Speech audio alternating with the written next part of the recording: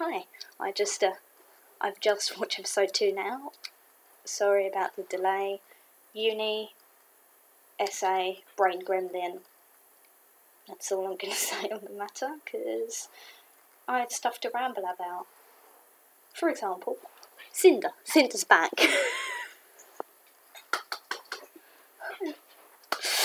Sorry, I'm excited. I shouldn't have watched this on a swivel chair because I just want to spin round and round. Okay. I was team Cinder's probably not dead. And then I was team I see the poster. I know she's coming back. And I didn't expect to see her this quickly. I'm delighted. Cinder's like my problematic faith, if you will. Like, I recognise that she is very morally dubious, to say the least. Well, she's evil, she's a horrible person, but I really enjoy her character. And I missed Cinder during the hiatus. She's back. Oh my god.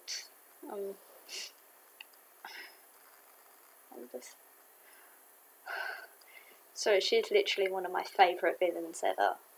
Like, I'm not saying on this show, I'm saying in general. You can understand my excitement. So yeah, cloaked figure all along, boom, Cinder straight away. And people were like, but that's not her colours. She just killed someone and stole their clothes, which seems quite cindery. I mean, she would probably rather have something fabulous, but hey, this person just happened to have the cloak with a hood, so it's handy, isn't it? It's like, that just makes me think of the saying, strangers to a friend you haven't made yet, or a resource you haven't used yet, if you're a villain, I suppose. I'm so pleased. I'm so pleased. And she seems weakened, which I like. That's what I was hoping for. I think an opportunity that they had in Volume 4, which was I don't want to say squandered, but not used as effectively as I felt it could be, was Cinder using her time to recuperate and try and learn and think about things that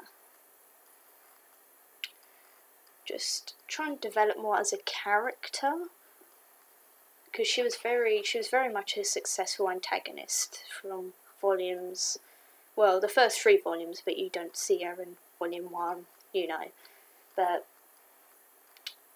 that's the kind of thing I wanted to see. And in Volume 5 she gets angrier, which I understand. I'm hoping now she realises that acting solely in anger and being reckless and letting her bloodlust, let's call it that, just take control of everything, that's not a good idea. Don't do that. I mean, like, most people, I hope, do not have that issue, but Cinder does. Like, so she needs to go back and think about the things that she was successful with, and try to plan her way around things, which is, she seems to be doing that a bit. I suppose she's like, oh, I will use other people to do these things for me. Classic Cinder. And but immediately she goes to find Team RWBY instead of Salem, which is interesting. I want to know what Cinder's relationship with Salem is. Like, does she not want to... Is she trying to prove herself, or is she scared that because she's failed again, that... Well, it's a bigger failure now. If she's failed this badly, you if she's scared that Salem will be repercussions, will Salem punish her? We don't know what she did to Tyrion. I don't know. Or maybe she's not even thinking about Salem. Maybe she's like, fuck those guys. It's like, maybe she hasn't learned her lesson at all, and she's just like, no, I'm going to kill all of them this time. Leave not even one of them left. But that is interesting. I'm so glad we saw her again. Anyway, another nice hint. I'm just talking about the Cinder plotline for a moment. I'll get back to the other thing. I'm definitely talking about that. That was important. But I'll stick with Cinder for now. Let's roll with this. That thing I'm going through right now. We got the character based on Bill Miss Muffet, and she's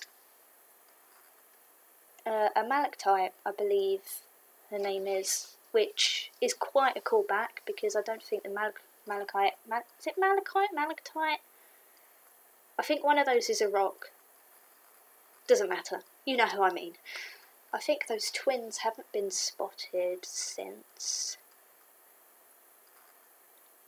When was the dance arc? I think it was volume 2. Because Yang and Neptune... I think it was volume 2. So that's quite a callback, but that's fine with me. It's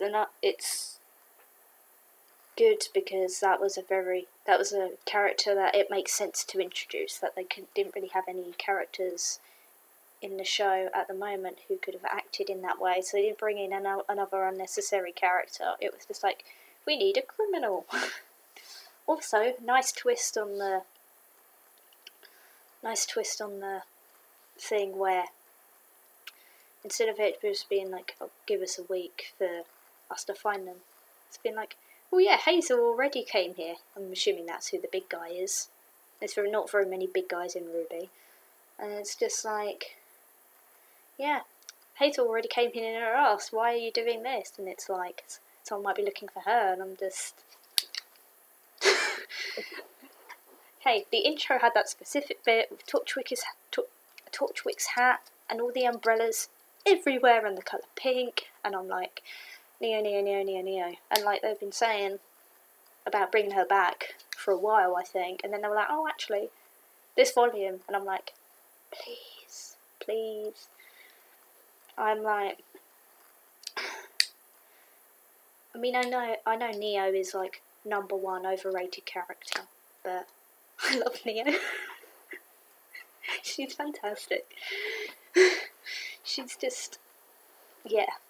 I'm a big fan of Neo, and I want to see her come back, and I want to see, oh sorry, I bit my tongue. I want to see Torchwick referenced again, because of course we're all Torchwick fans here. He was a very good, charismatic and entertaining villain, and it's always good to have callbacks to dead characters, because so far it's mainly been Pyrrha's dead, that's sad, and not so much consequences haven't necessarily been built, like, shown because of that, or other people's reactions to other people's deaths. And Roman and Neo, that's the bro TP. The bro TP. They're like partners in crimes. You know, you've seen RWBY Chibi, unless you haven't, where, well, you don't need to. But yeah. So we know that Roman seemed to care about Neo because when she got Mary Poppins off by RWBY, you know, flew away from the umbrella. That's the only time he loses his composure, when he yells her name, which is, oh, my heart. It's unexpected, the first time you're watching it. But, yeah, so maybe Neo does care about Roman. That's a common headcanon. It would be nice to see if Neo is literally looking for Cinder because of reasons relating to that, or maybe she's angry with Cinder, maybe she's angry with Ruby, maybe she just wants to be back involved in this cult. I don't know. Neo is very mysterious. It's one of the things that are quite compelling about her.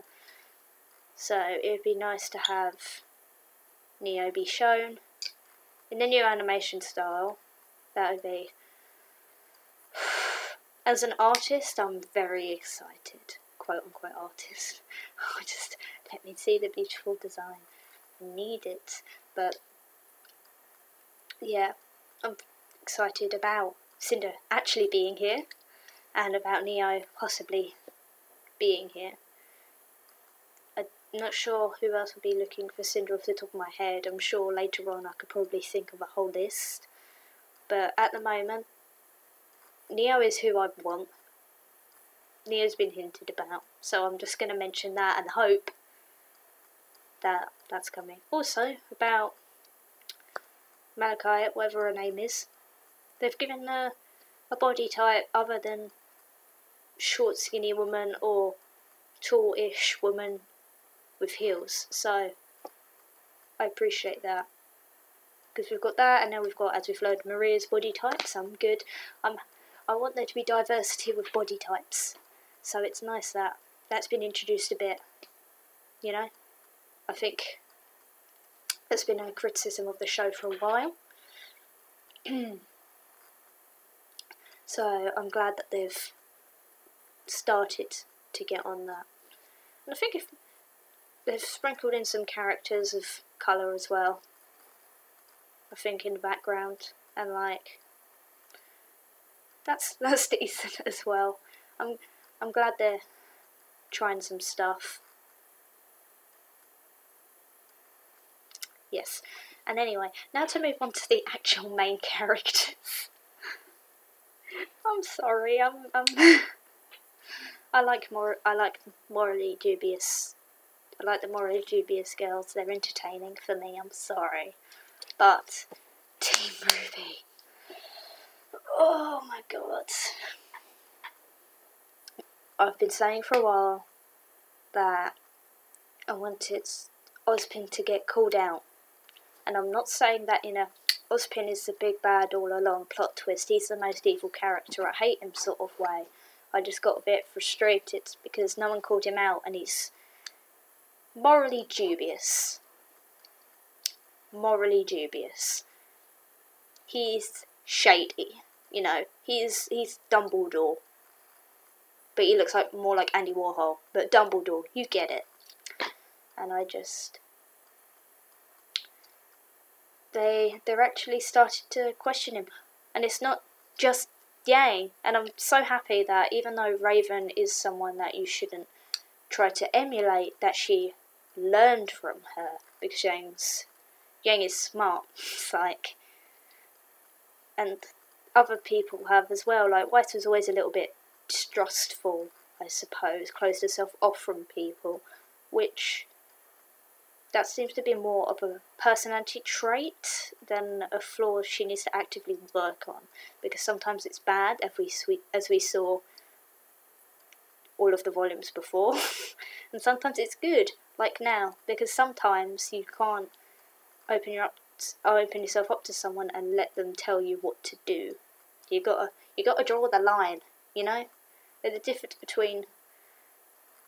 I'm not going to let anyone try to bond with me. Love is bad, friendship is bad, blah blah blah. And this man said I should do this, so I'm going to do it without questioning him.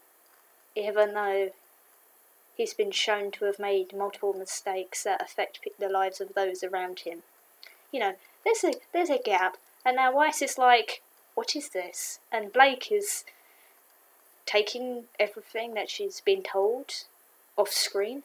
Very well, she's thinking about this. She's not having an existential crisis, even though she knows at least one god exists, and that god has abandoned their world. Which is in and of itself a lot. And then there's also people with elemental powers, people that turn into birds, immortal people. Blake missed a lot of things when she was off in Menagerie. But yeah, she seemed to be taking this well, asking questions, trying to think of ways to move forward, and the Ozpin thing. She was, as I was mentioned with Weiss, rightly distrustful. And I love that moment where it makes sense for them to be upset, those three, with their backstories and their arcs, which I very much appreciate. And RWBY, who's sort of been less developed, but is also very much seen as trusting and the sort of naive one. I like that she hesitates. Naivety is like a good flaw to have. It's like a real good guy flaw. You know, it's not like the thought that other people wouldn't want to do bad things or lie or anything like that. It's a very good guy. It's very much put on RWBY that she's naive and childlike, but she looks at us and she hesitates and stuff. She doesn't want to give him the relic, and I'm just, thank you, RWBY, thank you. That shows that she's changed. Even if the series hasn't been great at showing that she's been changing, they're on it now, double time. Last episode, boom, we get RWBY as a leader and showing her the differences between her and different characters. And they're doing it again. They're going. It's like, yes, I'm a RWBY fan. I'm a fan of RWBY as a character. Even though she's not as developed, I like her as a character. So now she's getting some love from the writers. It makes my heart very happy, because she very much deserves all of this. There's just, this is what I've been asking for. I don't know how to react. I don't know what to say about it other than thanks. Like, you did good, writers. You listened. People criticised the writing and pointed out some flaws, and they're working on those flaws. Which is it's kind of sad that people aren't used to people working on their flaws in their creative projects, but they're just doing it. And I can't fault them for that. I was like, hey, I would like this in the next volume, and the writers were like, oh, here you go.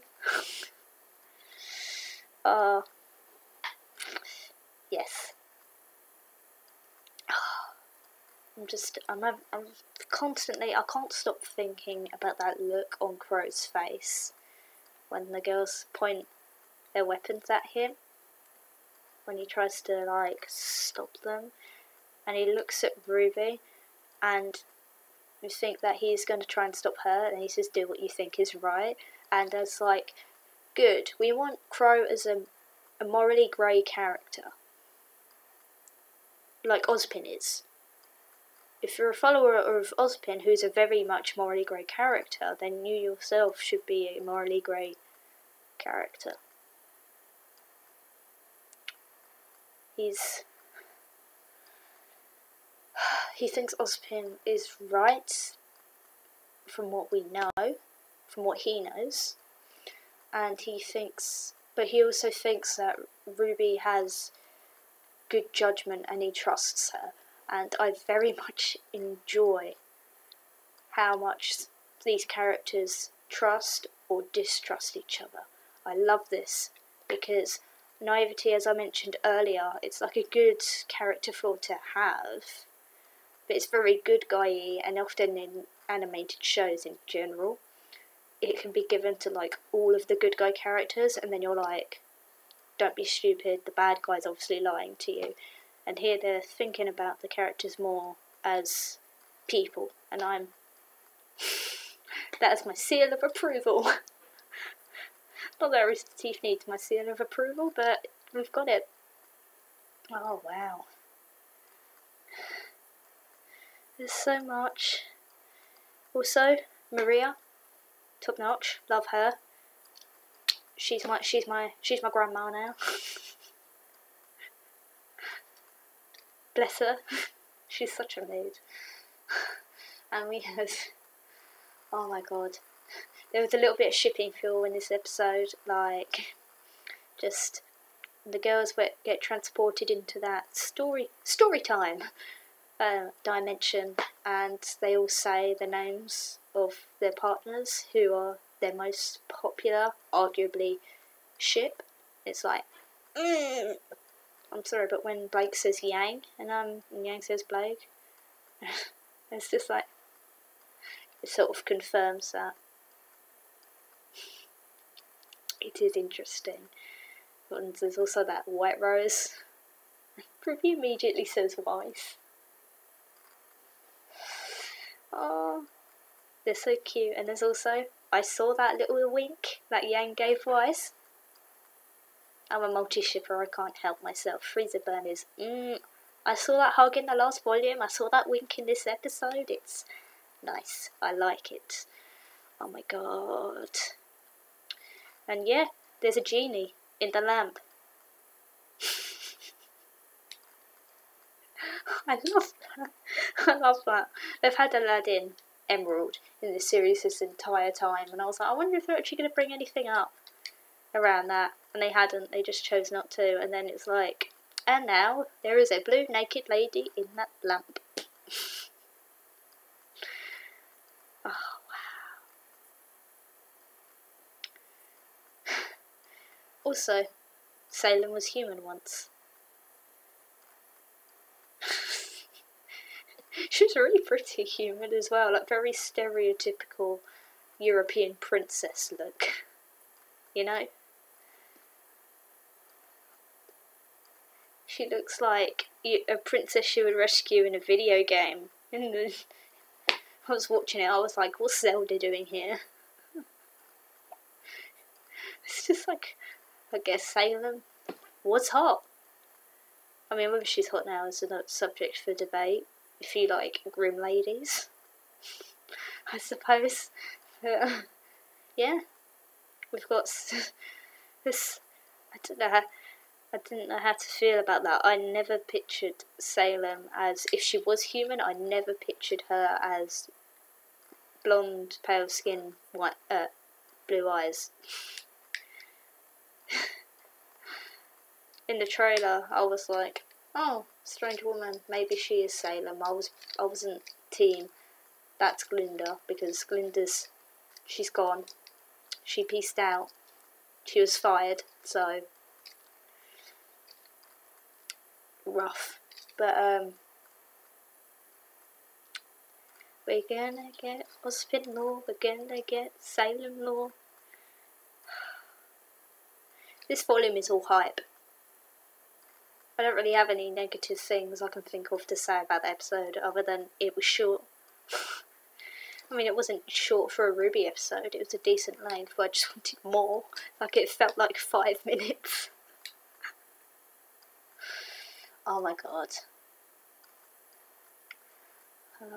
It's got the set designs, they've got world building with Cinder's thing, and there being games, and there being like them on the news, and they've got old pictures from previous volumes as their pictures, and it's just, they confirmed that the relic can change shape and size, and something about its origin is what makes it trek to Grimm, which raises questions about the nature of magic in Remnant, because magic is different from semblances for some reason, and who knows, maybe magic is divine, celestial. Should we say celestial? It has less good guy connotations.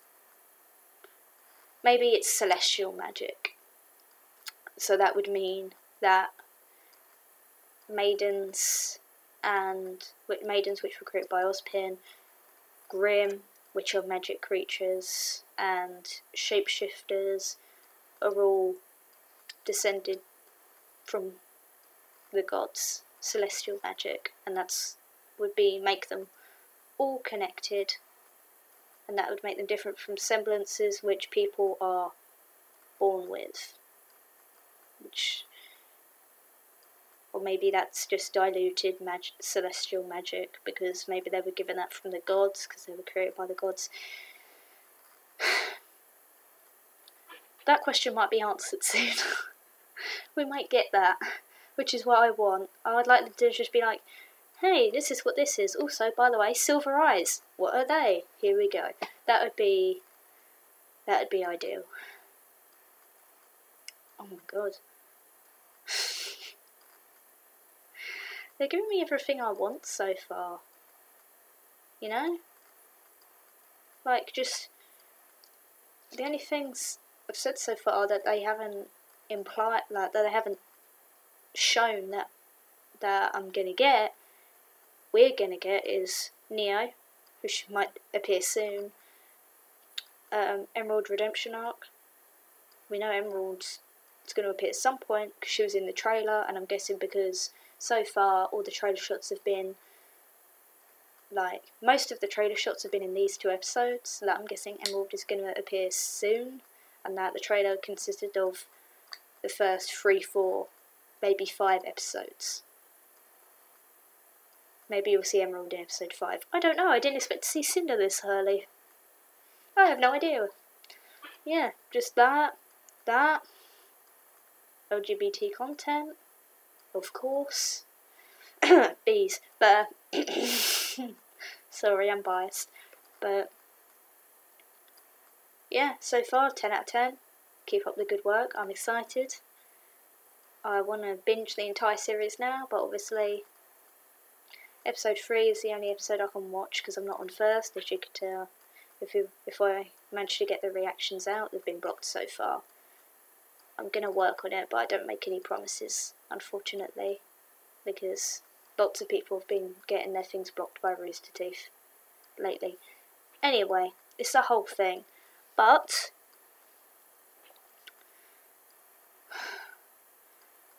yes, next episode, I'm literally going to watch that now. So I hope you enjoyed this meta video. Sorry, when I'm excited I just rabbit on and on and on. Sorry if this video ends up being long or boring, but did you enjoy the episode? Do you have any theories? Do you have any favourite characters? Do you